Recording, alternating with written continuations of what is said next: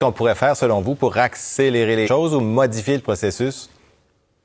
Ben, écoutez, la réunification familiale, c'est au centre de nos valeurs sociales. On veut que les gens puissent, puis peu importe leur nationalité, on veut qu'ils puissent avoir un statut puis vivre leur vie. Là, on n'est pas en immigration économique où on a le droit effectivement de mettre des quotas puis de mettre des limites à notre immigration.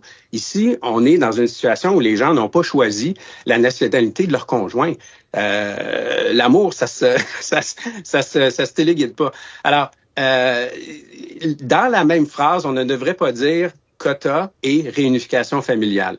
La réunification familiale, lorsqu'elle existe et que, évidemment, le mariage est authentique, on doit faciliter, le gouvernement a une tâche, une obligation de faciliter l'émission des documents appropriés pour permettre à la famille de construire sa vie au Canada, au Québec. Point à la ligne. Donc, c'est la seule solution qui est possible. C'est pas d'augmenter à 15 000 ou à 20 000. La réunification familiale, c'est la base de notre société. Moi, je suis un descendant d'immigrants il y a plusieurs siècles et on est tous des descendants d'immigrants et puis on doit faciliter l'obtention des documents de résidence permanente quand la relation est authentique, point final.